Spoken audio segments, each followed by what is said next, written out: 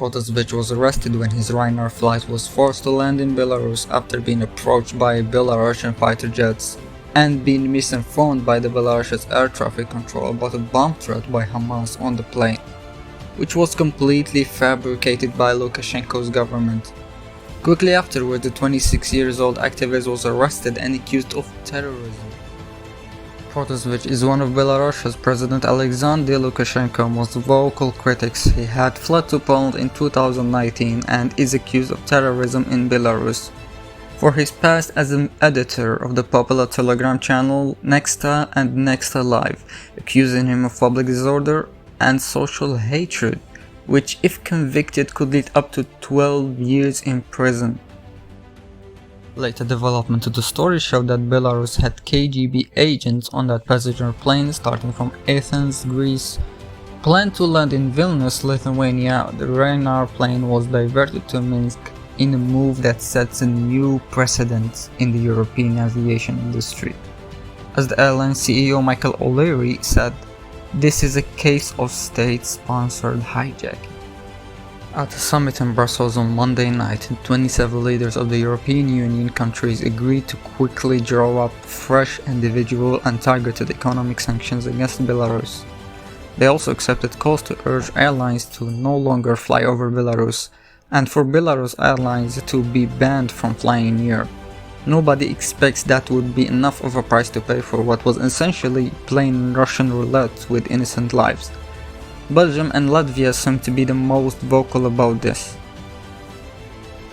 Meanwhile, in the rest of Europe there seems to be a huge campaign of misinformation that for some reason has not yet been reported by mainstream media.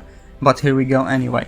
Samuel Adito, a famous French influencer/YouTuber with 500,000 followers on social media, says he has been contacted by an agency that offered him money in exchange for spreading content that discredits the Pfizer vaccine and exaggerates its mortality rate. Basically, the people behind this campaign are paying influencers to spread propaganda in what seems to benefit some foreign interests.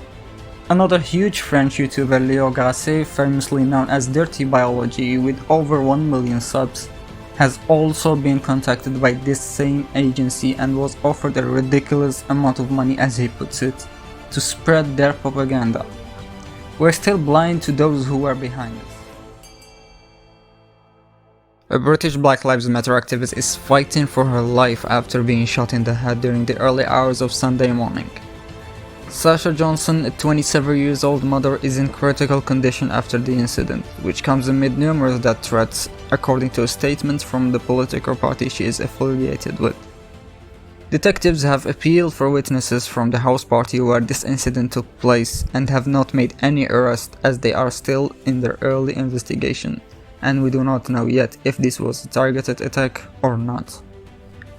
Sasha was accused of harsh extremist tweets such as this one. Yeah, I'm not even gonna try to read that. But that turned out to be fake actually, but the damage was done to her reputation. We wish her safe recovery nonetheless. This year's Eurovision Song Contest was won by the Italian rock band Måneskin. An old picture of the band has been circulating the internet lately, which was taken of them a few years ago while performing on the streets of Rome. A really started from the bottom now we're here moment.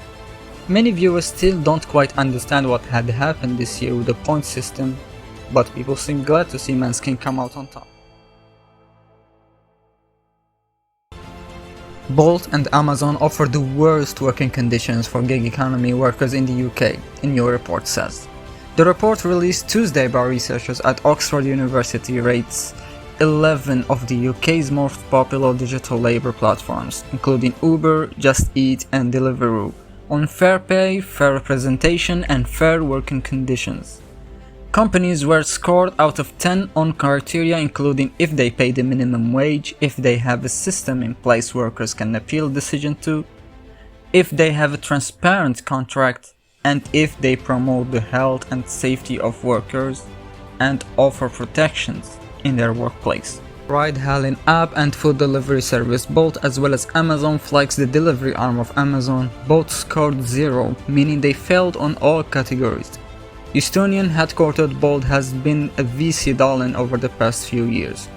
clinching unicorn status and pledging to dethrone Uber.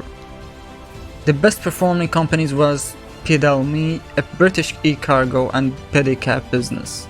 What's next? Well, for starters, this research could be referenced in hundreds of open cases of gig workers' unfair exploitation, in another blow that would one day hopefully improve the work conditions of every gig worker.